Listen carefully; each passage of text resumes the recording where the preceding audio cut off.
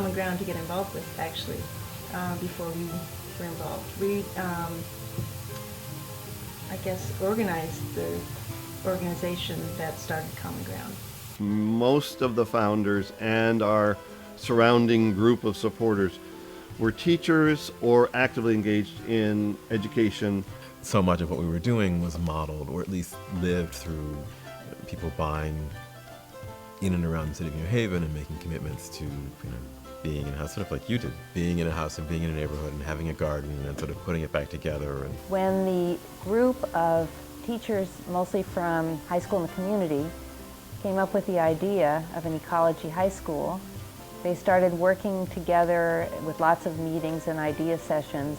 Well, the program in which things all came together, kind of crystallized beautifully, was the first Farm Festival, and that was really encouraging, and it meant that we could imagine doing it again and again and again, and doing other kinds of things. And we formed the New Haven Ecology Project with the premise that we would attempt to bring more environmental education into schools in New Haven. The pilot program, what we did that first spring, was actually what developed into Common Ground. It was the first thing we did. We did this, we were able to get buses so we could take the students to West Rock Nature Center, and we taught a course that involved English and ecology. And as an English teacher and a math and science teacher, we just saw so much potential for the amount of curriculum that could be connected to that. The state of Connecticut offered the charter proposal. We all looked at each other and said, well, for years we've been telling people, we've been doing education and telling people this is what we wanted.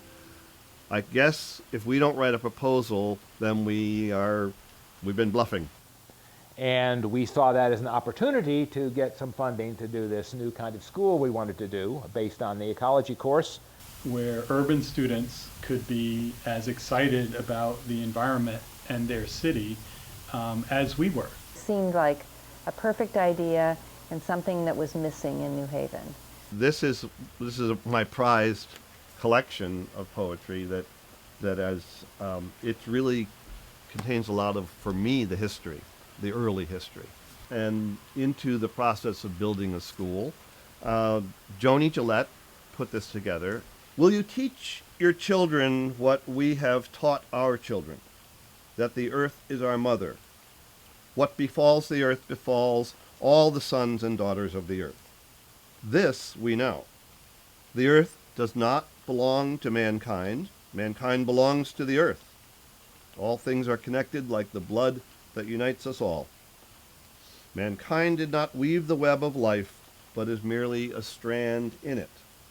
Whatever is done to the web by us, we are doing to ourselves. Coming out of that, we had our three principles of all things are connected, there is no way, and everything has a cost. So we found out in March that we had to open a school in September. There no building. August, it opened. Oh yeah, August, yeah. No building, no students. What was the site like? This was sort of the neighborhood trash area. People would come here and dump stuff. It took 16 of the biggest public work trucks to take away the piles of trash that we piled up as volunteers to get the stuff hauled out of here. Yeah, it wasn't just pretty forest or a former farmland. It was really kind of a dumping ground.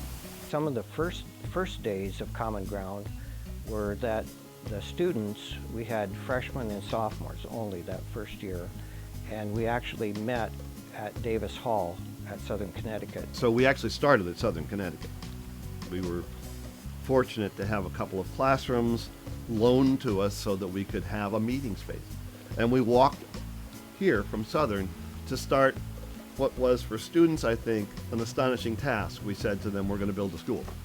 When I first arrived to this spot, it was absolutely nothing. It was trees. It had to be cut down, had to be leveled out. So it was a lot of work being the first Common Ground class. Students from surrounding towns who didn't know each other, and back then, with a lot of territorial incidents in the city, it was very hard for a lot of students to come on site and get along. So that was a big challenge. The challenges that I faced was, it was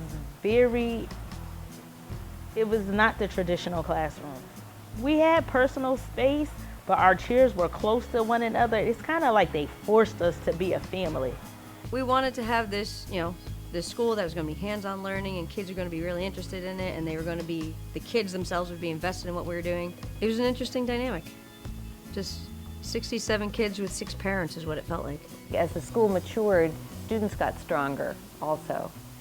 And you all probably know what I'm talking about, that instead of just the adults taking leadership, if there was a problem in the school, students seemed to take roles in solving it also.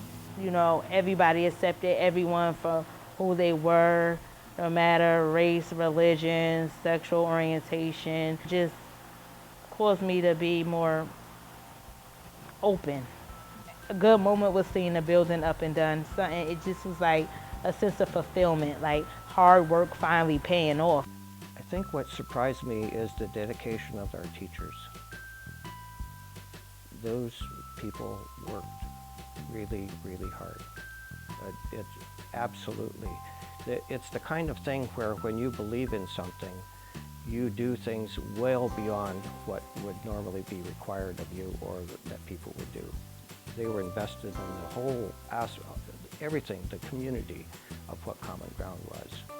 There were a lot of years when it was really, really hard and we were really skeptical, and in some ways it feels like that if you have a dream and great people around you and a lot of hard work, that the dream can come true no matter what that is. That it was such a great model. It worked so well with the students. It addressed so many problems that were out there with education, with the environment, with food. Many, many people have discovered that we really want to be more connected to the food we eat, where it's grown, the life we live, and trying to keep in balance all of those important things along with learning what really matters. And what matters, I think, takes being involved in this kind of education.